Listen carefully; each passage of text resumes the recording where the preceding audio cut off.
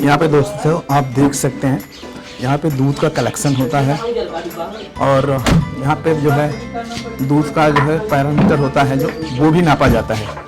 और देख सकते हो जो है दूध ये लोग डायरेक्ट जो है एक आटा है और उसी में लोग डालते हैं। तो रखा हुआ देखिए इसके सामने जो दूध रखने का कैन आता है वो है।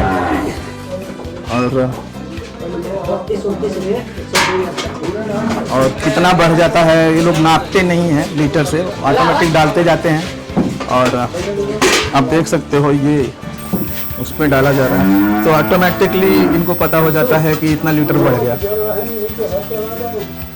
थोड़ा हम लोग लेट हो गए हैं, नहीं तो यहाँ पे बहुत सारे लोग आते हैं। सुबह से तो एकदम लाइन लगी रहती है।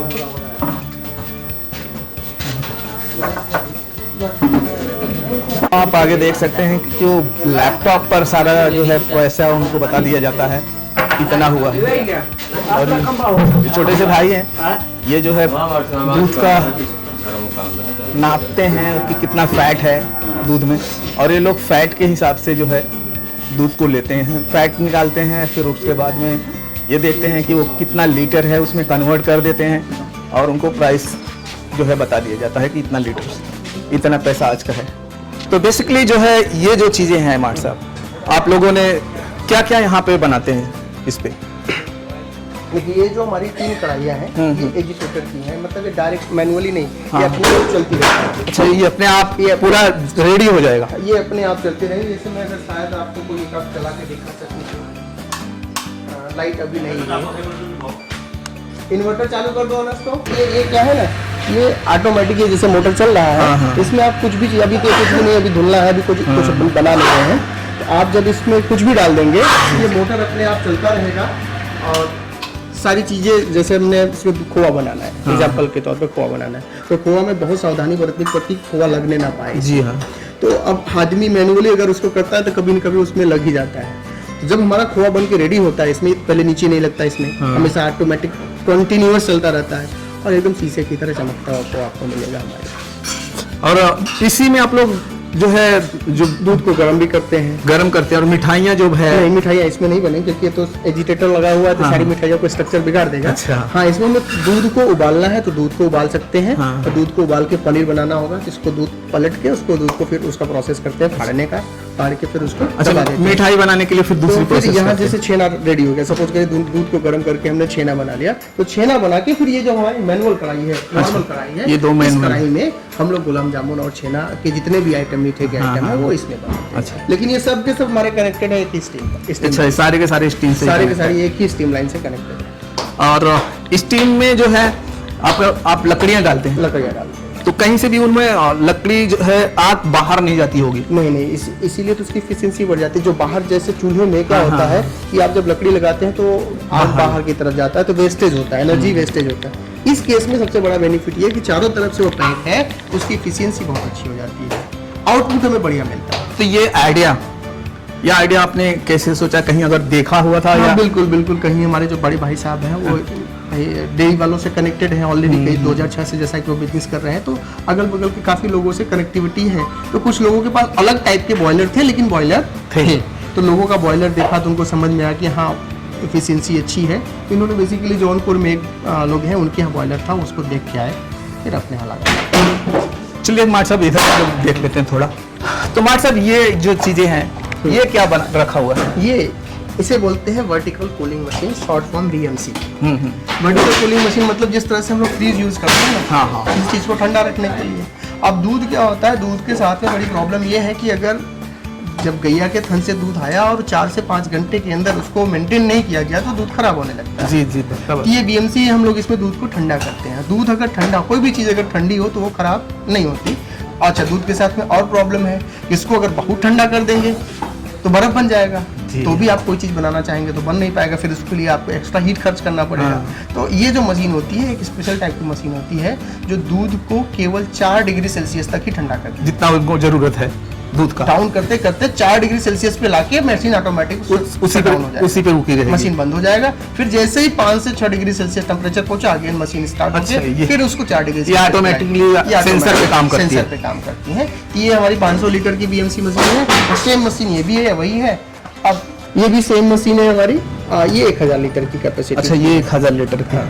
और आपने देखा कि यहाँ पे जो है डिफ्रीजर भी लगा के रखा हुआ है। कुछ जैसे मीठा वगैरह हुआ, दही है गर्म हुआ, पनीर वगैरह हुआ, इन सबको रखने के लिए क्या होता है कि ठंडे चीज के, देखिए दूध का बेसिकली जितना भी आइटम होता है उसको आप अगर ठंडे एटमॉस्फेयर में नहीं रखेंगे तो खराब होगा। चाहे वो दही हो, चाहे पनीर हो, चाहे जो भी चीजें हैं उसको ठंडा करके रखना पड़ता है। और ये आपने एसी लगा के रखा हुआ है या नहीं? ये बीएमसी का ही ये अटैचमेंट है, एसी नहीं है। उसी के साथ में कंप्रेसर लगा होता है। ये कंपनी के साथ में फिटिंग आती है। अच्छा, आप जब मतलब कोई भी परचेज करेंगे तो ऑटोमेटिक वो फिटिंग आती है, ये सारी चीजें। तो दोस्तों अभी तक हमने सारी चीजें आपको दिखा दिया है।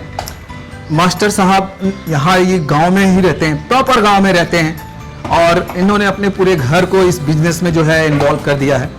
तो बेरोजगारी जो है, अगर आप चाहते हैं कि कुछ ना कुछ बिजनेस डालें मास्टर साहब जैसा, और उसमें लगन के साथ में काम करिए। ये नहीं है कि आपका बिजनेस एक दिन में बूम कर जाएगा, उसमें टाइम लगता है। तो ये मास्टर साहब एक प्रेरणा है, एक मोटिवेशनल है इस चीज़ का, कि जो है इतना सारे घर वालों को जो है इन्वॉल्व कर दिया है। देखा जाए तो हर घर के मेंबर्स को एक बिजनेस, एक काम करने का एक वो मिल गया है, जरिया मिल गया है। तो दोस्तों एक चीज़ और बताना चाहता हूँ, जो मेरा वीडियो देखता है ज़्यादा से ज़्यादा लोगों को शेयर कीजिएगा। अगर किसी को भी इधर आसपास के एरिया में अगर ये वीडियो पहुँचता है तो ये जो है यहाँ जरूर आए। यहाँ पे आपको हर चीज़ ओरिजिनल मिलेगी, बिल्कुल कोई भी मिलावटी नहीं होता है। बहरहाल यहाँ के आसपास के लोग जो जानते हैं वो तो आते ही हैं, लेकिन ये वीडियो अगर किसी नए बंदे के पास पहुँचता है और उनको लगता है कि सर आसपास में ही है, तो इनके यहाँ एक बार विजिट करें। और आप एक बार विजिट करेंगे, विश्वास मानिएगा, तो आप बार बार आएंगे। आप तो आएंगे, लेकिन कम से कम बहुत सारे लोगों को ये बताएंगे भी। मैं पिछले 17 अप्रैल को यहाँ पे आया था, तभी मैंने देखा था कि यहाँ की जो काम करने का जो अंदाज था वो बहुत अलग था। उसमें थोड़े लगन का सीजन चल रहा था, तो माल इन्होंने ज़्यादा बना के रखते थे उस समय। और मेरा फिर से एक बार रिक्वेस्ट है कि आप इस वीडियो को ज़्यादा से ज़्यादा अपने दोस्तों में शेयर कीजिएगा। और मास्टर साहब कुछ कहना चाहते हैं जो वीडियो देखने वाले लोग हैं? बिल्कुल, मैं बोलूँगा अगर कोई भी बिजनेस करना चाहते हैं तो बिजनेस स्टार्ट कर सकते हैं, इस तरह का कोई भी बिजनेस। और मैं आपको बताऊं, जब हमने स्टार्ट किया था केवल अपने लिए स्टार्ट किया था। आज कम से कम 400 से 500 फैमिली हमारे इस बिजनेस से अटैच्ड हैं, और कुछ तो उनकी इनकम में हम लोग इन्हांसमेंट किए हैं। वो खुद से आज तो 400-500 लोग परिवार हमसे जुड़े हुए हैं, बहुत अच्छी चीज़ है। और दूसरी चीज़ ये है कि सर हमारी एक ही पहचान है, क्वालिटी। और कोई भी आएगा क्वालिटी के हिसाब से, कैसा भी आप कंप्रोमाइज टेस्ट करना चाहते हैं, हम क्वालिटी के साथ में कोई कंप्रोमाइज़ नहीं करेंगे। और रेट मार्केट से बहुत ही सस्ते रेट में सारी चीज़ें आप जानते हैं, आप तो ले गए हैं, चीज़ों को देखा होगा। मार्केट हमारा जो गुलाब जामुन का रेट है 170 रुपये की, 190 रुपये किलो, रसगुल्ला 190 रुपये किलो, क्रीम छेना 220 रुपये किलो, जो कि मार्केट में आपको 280 रुपये किलो मिलता है। जी हाँ, तो 60 से 70 रुपये किलो पीछे सस्ता, और सबसे चीज़ उम्दा क्वालिटी। तो आपके यहाँ जो लोग आए, तो क्या क्या वजह है जिसके लिए वो यहाँ पर आए? एक ही चीज़ है, आज की डेट में किसी के पास पैसे की कमी नहीं है। जी हाँ, वो खर्च करने के लिए तैयार है, कुछ भी पैसा खर्च हो, लेकिन उसको क्वालिटी मिलनी चाहिए। जी हाँ। तो सबसे पहली चीज़ तो हमने क्वालिटी इंश्योर किया। लोग हमारे यहाँ से लेके गए तो क्वालिटी, हमने केवल एक ही चीज़ पे फोकस किया, क्वालिटी इंश्योर करो। और दूसरा, अब हमारा फोकस है क्वांटिटी पे। तो क्वांटिटी के लिए हमने क्या किया, रेट को भी एकदम कम मार्जिन में क्वांटिटी पे। जैसे कि मैंने देखा कि लोगों को शादी ब्याह में बड़ी दिक्कत हो रही थी। जी हाँ, बहुत दिक्कत। हलवाई खोजो, सामान लाओ, बर्तन लाओ, उसके बाद भी पता लगता है मीठा बेकार हो गया, खराब हो गया। अब खराब हो जाने के बाद अब क्या करेंगे, उनकी मजबूरी है उसी मीठे को चलाना पड़ेगा। अब वो अगर हमसे कंसल्ट करके लेते हैं तो उनसे भी सस्ते रेट में उनको पड़ रहा है। और दूसरा, हमारे यहाँ से लेते समय एकदम इंश्योर्ड होंगे, एकदम अच्छा होगा तो ही लेंगे, नहीं तो नहीं लेंगे। वो तो क्वालिटी चेक करके हमारे यहाँ से लेके जाते हैं। भाई मीठा सबसे बढ़िया है, तो उनको सस्ते में सस्ता और अच्छे से अच्छी चीज़ मिल जाती है। ये हम क्वांटिटी पे बात माफ़ी चाहते हैं मार्ट साहब, हम यहाँ पे आपको रोकना चाहते हैं। और मैं आपको दोस्तों यहाँ पर जो लोग रोज़ दूध देने के लिए आते हैं, उन्हीं में से एक अंकल से बात कराना चाहते हैं, जैसे कि जी आपको पता चले कि यहाँ कितने अच्छे से दूध जो है क्वालिटी में लिया जाता है और लोगों को पैसे भी उसी तरह से दिया जाता है। अंकल, आप यहाँ पे जो दूध देते हैं कितने सालों से दे रहे हैं आप? 3-4 साल हो गए। 3-4 साल से। तो कंटिन्यू देते हैं, कभी कभार गैप करते हैं? नहीं, अक्सर तो कंटिन्यू है, कभी हो गया तो हो गया नहीं। तो यहाँ पे जो दूध की प्राइस, जो पैसे मिलता है, वो आपको लगता है कि दूसरी जगह बेचने से अच्छा है यहाँ? हाँ भाई, जब अच्छा है तो कहाँ थोड़ा थोड़ा बेचे, कम कम इकट्ठा पैसा मिल जाता, कुछ पशु का अपन खेती बाड़ी, घर गृहस्थी, पढ़ाई लिखाई कार्यक्रम अपन चलता घर। तो यहाँ पे मैंने थोड़ा लेट हो गया हूँ, एक बार और मैं आया था, तो सुबह यहाँ बहुत ज़्यादा लोग आते हैं। हाँ हाँ, करीब 150 आदमी। हाँ। तो शाम को भी देते हैं आप लोग, सिर्फ हाँ, सुबह? शाम को। अच्छा, शाम को भी आप लोग? दोनों मीटिंग। हाँ। दोनों मीटिंग। हाँ। तो दोनों मीटिंग में थोड़ा शाम को मुझे लगता है कि थोड़े कम हो जाते होंगे। हाँ हाँ, थोड़े लोग यही कम बात जाते है। हैं। सुबह तो शायद जितने लोग होंगे सभी आते होंगे। हाँ हाँ, सुबह ज्यादा संख्या रहता, शामों में रहता थोड़ा बड़ा कम रहता, 10-15। अच्छा, कितने लीटर दूध आप देते हैं यहाँ पे? यहाँ 10-15, 8 ऐसे जैसे कम बेसी रहता है। कभी 1-2 लीटर ज्यादा भी रहता है, कभी कम रहता है, जैसा जो है खर्च। अच्छा, भैंस के जो दूध देते हैं या गाय की? गाय के। तो भैंस की जो होता है उसका अलग रेट मिलता है, गाय का अलग? हाँ, अलग। तो यहाँ पे जो भैंस का दूध होता है उससे अलग जो है वो क्या, जो इसका दूध रखने का जो टब होता है उसमें अलग अलग रखते हैं। तो दोनों, इनका कहना है कि जो दूध होता है, अगर वो भैंस का है या गाय का है, तो वो दोनों अलग अलग रखा जाता है। और तो दोनों में फर्क भी आता होगा फैट का? हाँ, बिल्कुल फर्क आता है। तो कितना लगभग फर्क आता है? जैसे 1 लीटर का एवरेज लगाते हैं गाय का और भैंस का, तो आपको क्या लगता है कितना फर्क होता है दोनों में? 8 से लेके 10-15 तक। अच्छा, 8 से लेके 10-15 तक का फर्क हो जाता है।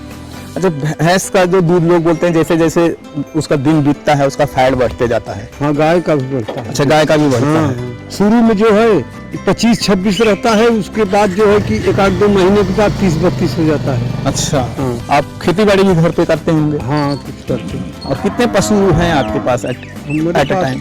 इस समय जो है 6 है, एक छोटा और 5 बड़ा। तो इसमें से कितनी लग रही हैं? 3 ठे बकेना लगते हैं, बस वही घर आ गए। ठीक है अंकल, आपसे बात करके बहुत अच्छा लगा मुझे। तो आप अपने काम के लिए जा सकते हैं। इतना समय देने के लिए बहुत बहुत धन्यवाद। यहाँ पर जो डेयरी फार्म है, यहाँ पे दूर दूर से लोग आते हैं और यहाँ पे वो दूध देते हैं, रेगुलरिटी दूध देते हैं। तो चलिए माठ साहब से फिर हम बातें करते हैं और वीडियो को आगे बढ़ाते हैं। तो दोस्तों, इस वीडियो को एक बार फिर से मैं कहना चाहता हूँ कि आसपास के जो भी जिले हैं बहुत दूर नहीं है। मैं तो जानता हूँ कि कम से कम जौनपुर, भदोही और ये जो चंदौली है और इधर मिर्ज़ापुर है, ये लोग तो यहाँ से कम आ सकते हैं। हाँ, जैसे आपने बोला जौनपुर से एक डॉक्टर है, उनका नाम है मुलायम सिंह यादव वैद्य। उनका रिलेशन है मिर्ज़ापुर के आगे। अगर वो मिर्ज़ापुर जा रहे हैं, सुरियावा जा रहे हैं, या इस रूट से 6-7 किलोमीटर दूर से भी जा रहे होंगे ना, तो अपने रिलेशन में वो हमारे यहाँ से मीठा लेके जाते हैं। हमारी एक ब्रांच है ज्ञानपुर में, उस ज्ञानपुर की शॉप से वो मीठा लेके जाएंगे।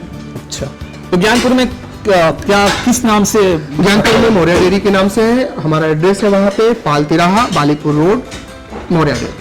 और आपने बताया कि भदोही में भी आपने बना के रखा हुआ है? भदोही में मार्केट में हम लोग, भदोही में कोई शॉप हमारा ऐसा नहीं है, लेकिन हम भदोही में जाते हैं तो अभी एक जगह खड़े होकर वहाँ से दूध का आइटम बेच रहे हैं। सिर्फ दूध का बेच रहे हैं। और मतलब इन फ्यूचर में 1-2 महीने के अंदर हमारा एक गडरियापुर मार्केट है बहुत निकट में हमारे यहाँ से, इस गडरियापुर मार्केट में हम अपनी नई ब्रांच ओपन करने जा रहे हैं। चलिए, मैं माठ साहब इस जगह का एड्रेस बता देंगे। बताइए माठ साहब, क्या एड्रेस है आपका? ये है बीरापट्टी गांव, जिला पोस्ट गडरियापुर, जिला भदोही, संतर विधानसभा।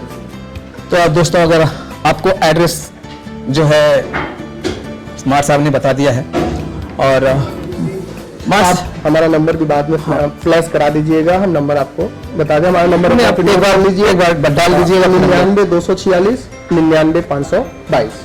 तो कौन से समय पे आपको ये कॉल करें, क्योंकि आप बिजी भी बहुत ज़्यादा होते हैं? ये बहुत एक्चुअल में मैं थोड़ा सा इंजीनियरिंग और मेडिकल की कोचिंग भी चलाता हूँ, बच्चों को पढ़ाता हूँ, तो इसीलिए बोल रहे हैं। सुबह अगर मेरे को कॉल सुबह 7 बजे से लेके 1 बजे तक मैं फ्री नहीं रहता हूँ, उसके आगे पीछे मैं अभी फ्री रहता हूँ। सुबह 1 से 3:30 1 से 3:30 सुबह 7:30 से शाम को 3:30 बजे तक मैं फ्री नहीं हूँ। उसके बाद मैं फ्री होकर आपका ऑर्डर लिख सकता हूँ, बाकी टाइम में हमारे भाई लोग डील करते हैं, कोई दिक्कत नहीं। चलिए, मैं इनका नंबर अपने डिस्क्रिप्शन में डाल दूंगा और आप वहाँ से जो है इनका जो है नंबर, अगर आपको ज़रूरत है तो जो है बातें कर सकते हैं। मास्टर साहब का एक अनुरोध है, यहाँ के जो पॉलिटिक्स हैं या यहाँ के प्रधान जी हैं उनसे, और उनका कहना है कि हमारे घर तक आने के लिए जो है 1 से 1.5 किलोमीटर जो है कच्ची सड़क है, उस पे आना पड़ता है लोगों को, और 500 से 600 लोगों का यहाँ पर रोज़गार जुड़ा हुआ है। और बारिश के दिनों में ये कच्ची सड़क जो है बिल्कुल आने के योग्य नहीं है। मेरा भी अनुरोध है दोस्तों, अपने चैनल के माध्यम से अगर आप लोग वीडियो देखते हैं तो प्लीज़ ये जो रास्ता है इसे जल्दी से जल्दी जो है पिच करें या तो खड़ंजा में। तो चलिए हमारा वीडियो यहाँ पे समाप्त होता है। मार्क साहब को बहुत बहुत धन्यवाद इतना समय देने के लिए, और फिर मिलेंगे हम किसी नए वीडियो में नए किसी और लोगों से। तो जय भारत, जय हिंद। जय हिंद।